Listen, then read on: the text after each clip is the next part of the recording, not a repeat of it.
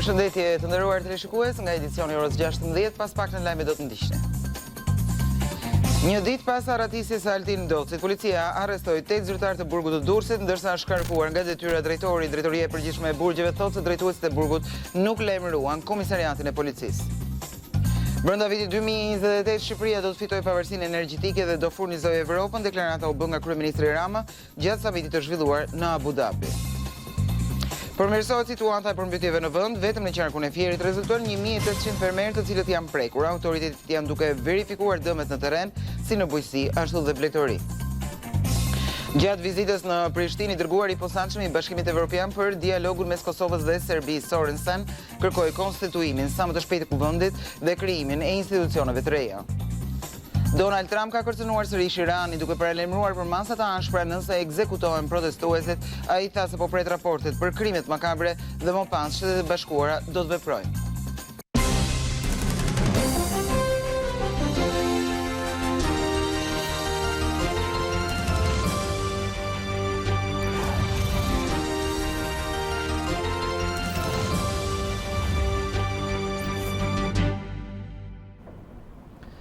Dhe ju njohim tani më gjerësisht me materialet e përgatitura. Një ditë pas arratisjes së Altin Docit, policia ka arrestuar 8 zyrtar të burgut të Durrësit, ndërsa shkarkuar nga detyra drejtori. Drejtoria e Përgjithshme e Burgjeve informon se drejtuesit e burgut të Durrësit nuk kanë informuar as prorët. Shkarkohet nga detyra drejtori burgut të Durrësit Indrit Cërloj. Ky vendim është marrë nga ministri i drejtësisë Besfort Lamallari pas arratisjes së Altin Docit nga Spitali i Durrësit. Po ashtu, prokuroria ka vënë në pranga 8 zyrtar të këtij burgu për veprën penale të shpërdorimit të detyrës. Është arrestuar Dezemon Pezaj, zëvendës shefi i policisë së burgut, 6 efektivët e këtij institucioni që shoqëronin 39-vjeçarin drejt spitalit dhe kryeinfermieri i burgut Aulon Çuko. Të gjithë këta persone janë marrë në hetim pasi dyshohet se nuk kanë respektuar procedurën dhe protokollin për shoqërimin Altin Docit. Më herët me anë të një njoftimi zyrtar, Drejtoria e Përgjithshme e Burgjeve deklaroi se drejtuesit e burgut të Durrësit nuk kanë informuar komisariatin e policisë.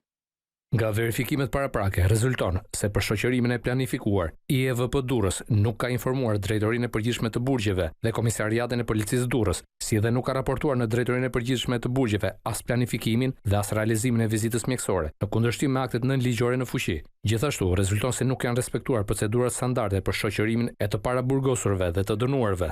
Si shihet edhe në video, ndosi zbret nga ambulanca i lirë pa pranga dhe më pas futet në spital i shoqëruar nga efektivët e burgut. Ai ka kërkuar të shkojë në tualet. 39-vjeçaria ka goditur me grusht efektivin që e shoqëronte dhe më pas është larguar me vrap. To janë pamjet kur Altin Doci largohet nga spitali drejt mjetit Audi që rezultoi me targa të vjedhura. Klan News mëson se pas arratisjes ky mjet është fiksuar nga kamerat e sigurisë në zonën e spitallit dhe më pas në Shënavlash. Forcat e policisë po kryejnë kontrolle dhe kanë ngritur postbllokje në Tiranë, Durrës dhe Kavaj.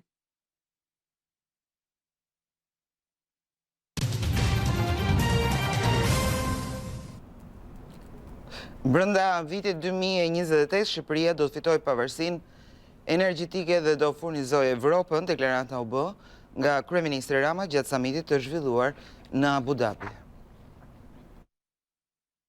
Kryeministri Edi Rama ishte pjesë e panelit të samitit të javës së zhvillimit të qëndrueshëm në Abu Dhabi, ku foli gjatë për energjinë e gjelbër dhe investimin e Shqipërisë në këtë sektor. Gjatë fjalës së tij, kryeministri njoftoi për një hap të rëndësishëm që ka ndërmarrë qeveria drejt pavarësisë energjetike përmes një projekti të përbashkët me Emiratet e Bashkuara Arabe dhe Italinë.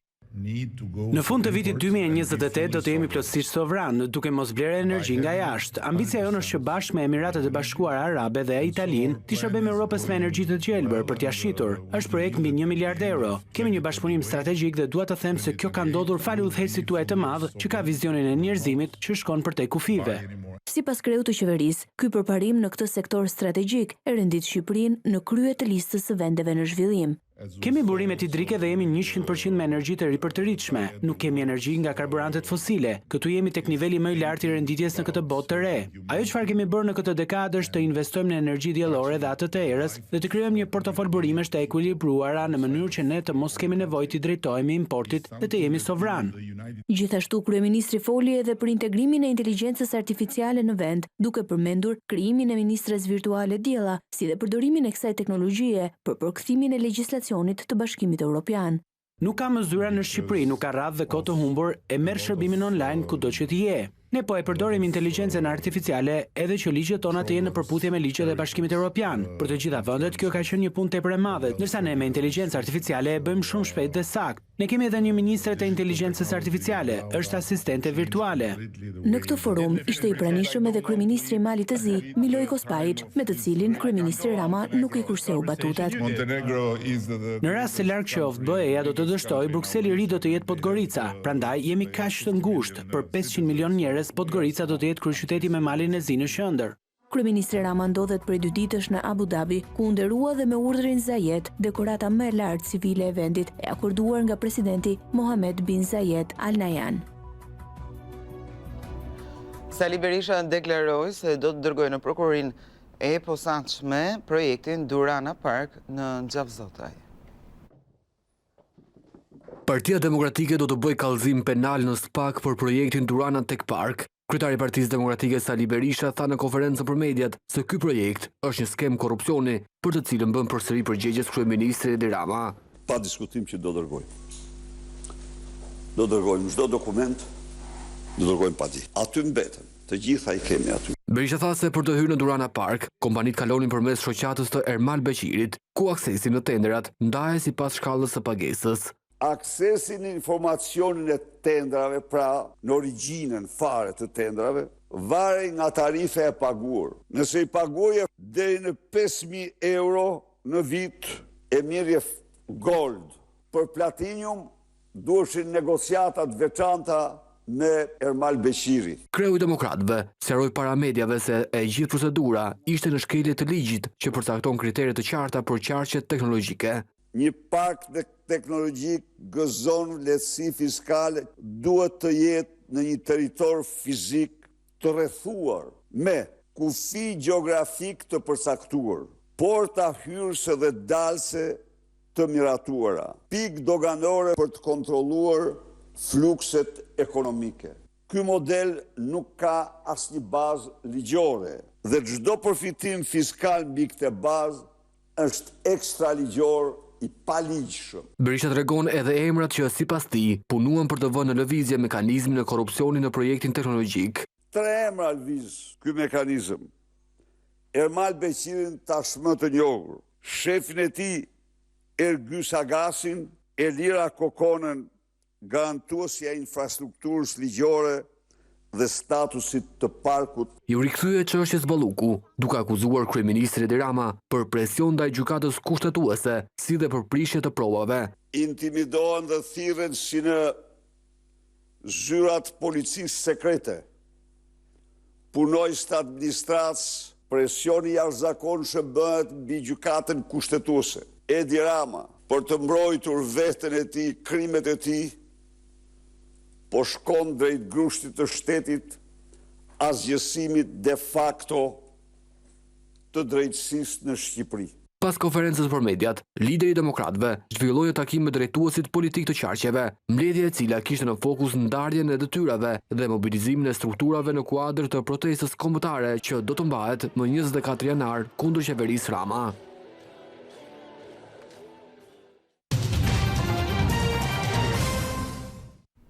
Një 1.800 fermerë janë prekur nga përmbytjet në qarkun e Fierit. Autoritetet janë duke verifikuar dëmet në terren si në bujqësi, ashtu edhe në blegtori. Uji po largohet nga tokat bujqësore në Lushnjë. Prurjet e Semanit janë ulur ndjeshëm. Me përmirësimin e kushteve ishte hapur rrugë për llogaritjes së dëmeve. Dëmet më të shumta janë në bujqësi, por këto përmbytje kanë lënë pasoja edhe për blegtorët. Ata thonë se ka patur ngordhje të bagëtive si pasojë e vërshimit të ujit, ndërsa kanë humbur edhe të gjithë bazën ushqimore. Qa ishin bereqet, një 10-15 kujtal hime, mi mori fuqien një sëllit të nxate. Qinja, ato që pillin natën me vjallë nuk dheshin mjes. Të tjerë që ishin të vegjel, dhe ata i mori jo uji, jo ashtu pula me vjallë. Për të ardhur në ndihmë blegtorëve, përfaqësuesit lokal kanë nisur me shpërndarjen e ndihmave, kryesisht bazë ushqimore. Deri tani kemi konstatuar rreth 40 hektar tokë bujqësore të përmbytura, 2 stane baktish për cilat ka pas dhe materiale në ushqim bazë ushqimore, kryesisht në koncentratë dhe bar. Sot kemi bërë shpërndarjen fazës parë, që mendoj mund të ketë një fazë dytë për shpërndarje të bazë ushqimore. Ndërkohë fermerët kanë humbur thuajse të gjithë prodhimin, pemët janë dëmtuar rënd dhe prodhuesit kanë frikën se ato do të thahen. Kemi një sipërfaqe prej 30 hektarësh në biom me ullim dhe lajthi, ndërkohë është hera e dytë që përmbytet, herën e parë na zuri dhe pa vjel ullim, ndërkohë që mbeti edhe 2-3 hektar pa vjel. Prej ditësh ka nisur konstatimi dëmeve në terren, punë që do të vijojë edhe në ditët në vijim. Verifikimi po kryhet në të gjitha zonat e prekura nga përmbytjet. Kemi ditë që kemi dalë në terren për të verifikuar këto dëme dhe është konstatuar që janë temat të konsiderueshme.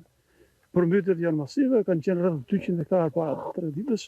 Sot uji vazhdon të largohet, hidrovori është në gjendje pune, është tërhequr nga parcelat, por pasojat janë të mëdha.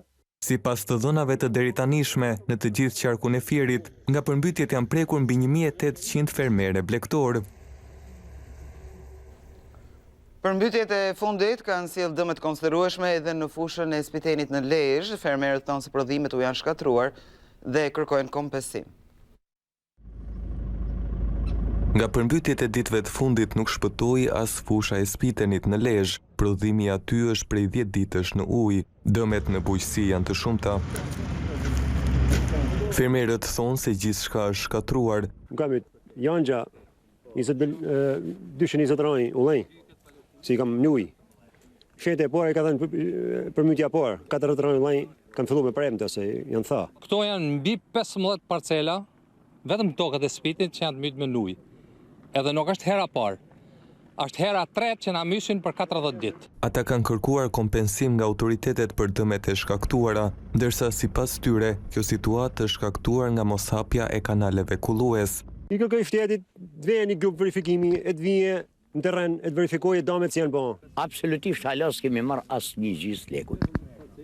As nuk bëhet fjalë se do i marrim. Lezhë ishte një nga qarqet më të prekura nga përmbytjet e janarit, ku sipërfaqe të tëra u prekën nga vërshimi i ujit.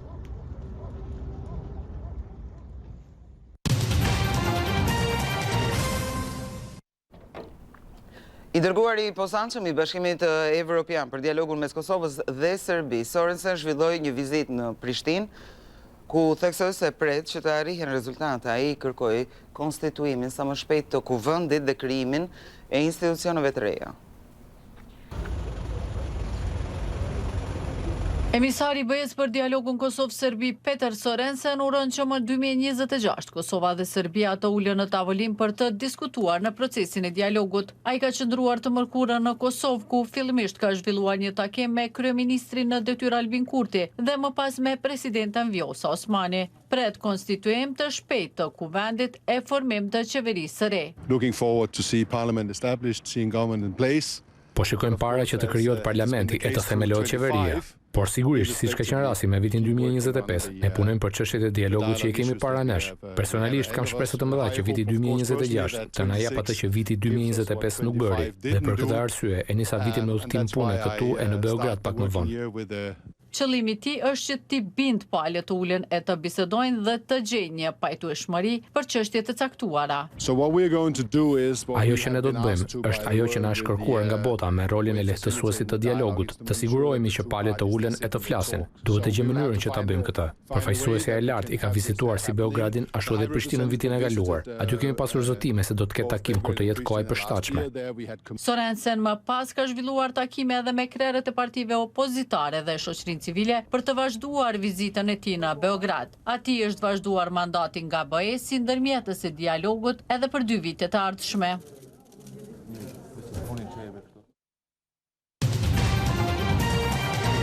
Situata në lindjen e mesme është mjaft e tensionuar pas Irani po përgatitet për luftë pas deklaratave të presidentit amerikan. Teherani zyrtar ka paralajmëruar se nëse Washingtoni sulmon do të godas bazat amerikane në rajon. Ushtria e Iranit është në gatishmëri maksimale dhe përgatitur për të përballur me çdo agresion, ka deklaruar komandanti i forcave ajrore të Gardës Revolucionare Islamike pas kërcënimeve të Trump. Sipas tij, dëmet të shkaktuara nga lufta 12 vitore me Izraelin janë riparuar gjatë kësaj periudhe dhe forcat ushtarake janë gati ndaj çdo agresioni të jashtëm. Teherani ka paralajmëruar se nëse Washingtoni sulmon do të godasin bazat ushtarake amerikane në rajon. Al Jazeera raporton se personeli që ndodhet në bazat amerikane në Katar është këshilluar të largohet. Al-Udeid është baza më e madhe amerikane në lindjen e mesme që strehon rreth 10.000 trupa amerikan. Ky veprim vjen në një kohë ku SBA-t kanë thënë se mund të ndërhyjnë ushtarakisht për të mbrojtur protestuesit në Iran. Ndërkaq, bisedimet diplomatike midis ministrit të jashtëm iranian Abbas Araghchi dhe të dërguarit të posaçëm të SBA-s Steve Witkoff janë ndërprer për shkak të rritjes së tensioneve. Reagimet nga pala iraniane kanë qenë të ashpra. Ministri i Mbrojtjes Aziz Nasirzadeh ka deklaruar se Irani ka shumë surpriza për çdo që e sulmon. Nëse këto kërcënimesh ndërrojnë në veprime, ne do ta mbrojmë vendin deri në pikën e fundit të gjakut, theksoi ministri i Mbrojtjes. Ndërkohë që numri i protestuesve të vrarë është në rritje, kryetari i gjykatës së lartë të Iranit ka bërë thirrje për ndërshkim sa më të shpejtë të ndaluarve. I pyetur nga gazetarët për deklaratat e kryeministrit të Groenlandës se ishulli është territor autonom, Donald Trump ka thënë se nuk e njeh dhe as nuk është dakord me komentet e tij. Ndërkohë, Franca i ka bërë apel Shteteve të Bashkuara të Amerikës që të ndalojë presionin dhe shantazhin ndaj ishullit.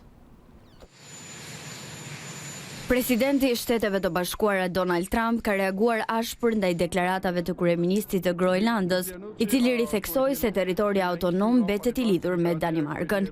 I pyetur nga gazetarët për komentet e kryeministrit të ishullit, Trump u shpreh se nuk e njeh atë dhe paralajmëron pasoja. Ky është problemi i tyre. Nuk jam dakord me të. Nuk e di kush është. Nuk di asgjë për të, por ky do të jetë një problem i madh për të.